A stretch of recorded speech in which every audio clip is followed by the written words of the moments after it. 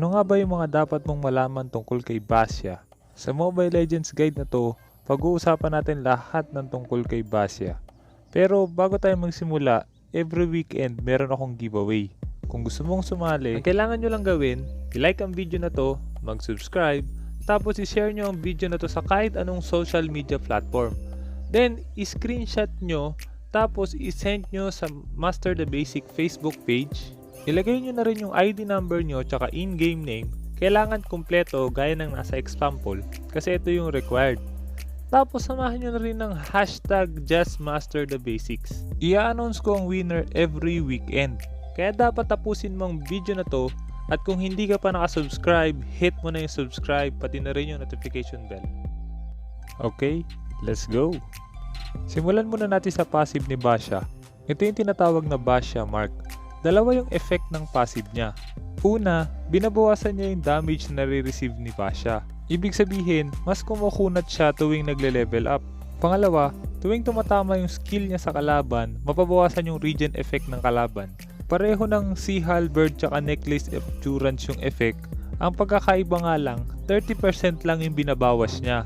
Ang Necklace of Endurance tsaka Sea Halberd, 50% ng regeneration yung binabawas. Pagdating naman sa first skill, ito yung tinatawag na Basya Shield Unity. Kapag ginamit mo to, gugulong si Basya tapos unti-unti siyang bibilis. Kapag bumangga ka sa minions, sa jungle creeps o kaya sa hero, may stun yung unit na yun ng 0.5 seconds. Tapos, tatalsik din yung mga katabi. Pwede mong pindutin ulit yung first skill habang gumugulong para naman tumalon siya. Kapag tumalon siya at nakatama ka sa hero, imbis na 0.5 seconds yung stun, magiging 1 second yung stun. Ang second skill niya naman, ito yung tinatawag na Shield of Spirit. Kapag pinindot mo yung skill na to, ibabato niya yung shield sa isang direksyon. Kapag tumama to sa isang hero, mabilis magko-cooldown yung skill na to. Basta paulit-ulit tumatama sa isang hero, mas mabilis yung cooldown niya.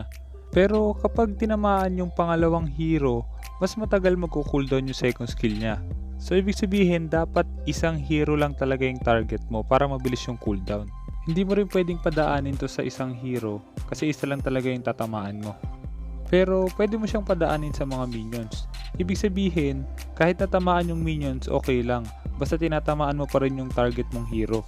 May kasama rin tong slow tuwing tumatama. Ganon din sa jungle creep. Isa lang ang pwede mong targetin na jungle creep. Kapag tumama siya sa isa pang jungle creep, magko-cooldown siya. Ang ultimate niya naman, ito yung tinatawag na Tortoise's Poisons. Kapag ginamit mo to, bibilis yung movement speed ni Basya. Magkakaroon siya ng additional 30% movement speed for 10 seconds.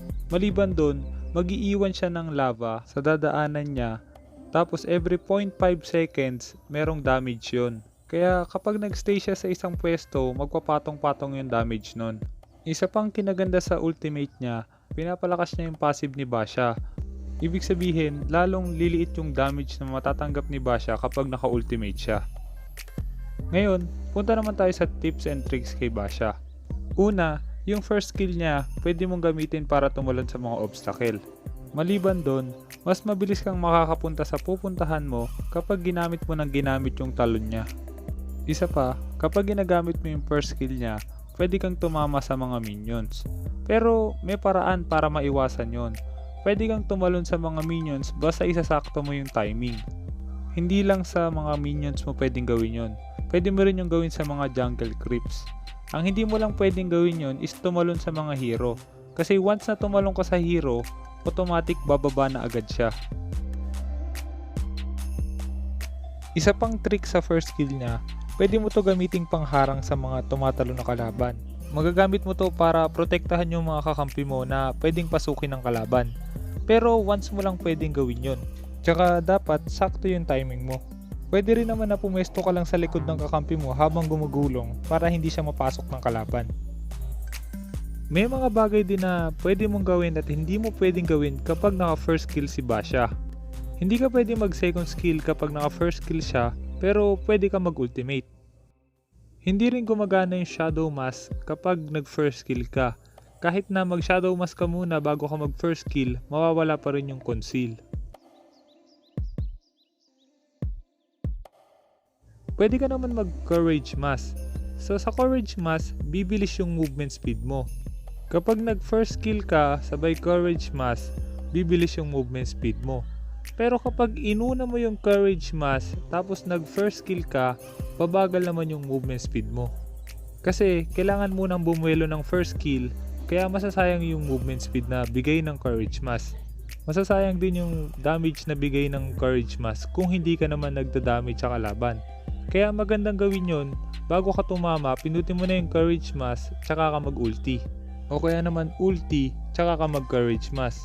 Para mas madali mong mabuli yung kalaban kasi meron kang additional movement speed, tsaka additional damage galing sa item.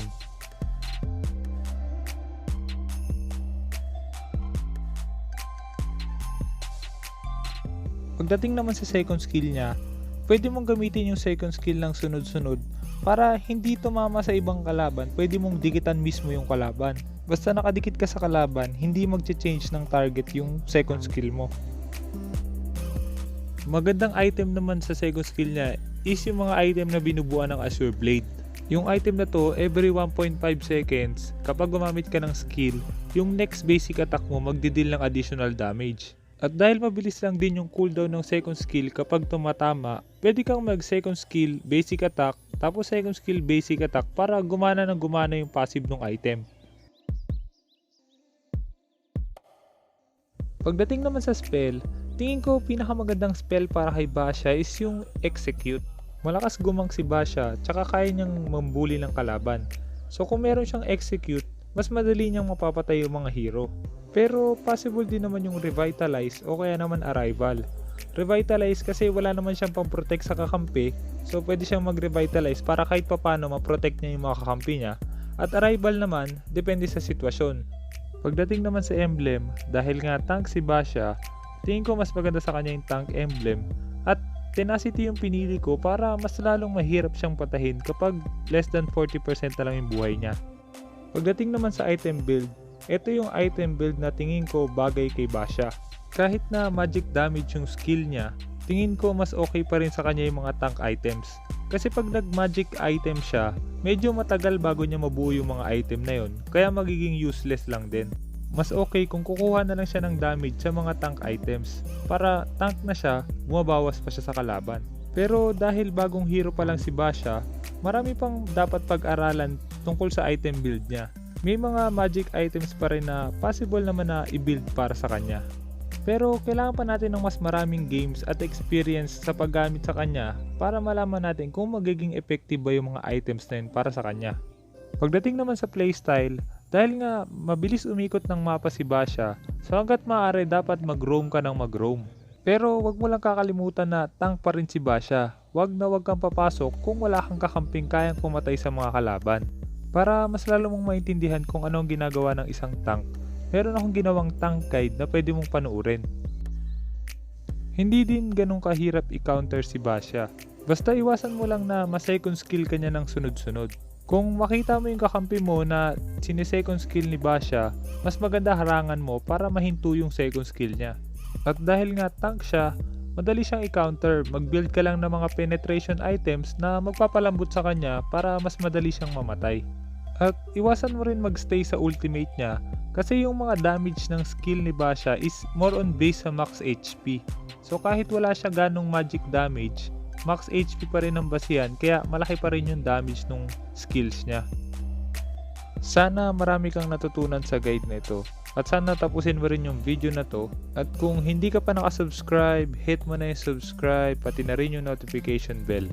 Kung may mga hero na gusto mo gawin ko ng guide, i-comment mo lang sa baba at kapag marami ang request ng hero na yon, uunahin ko siyang gawin.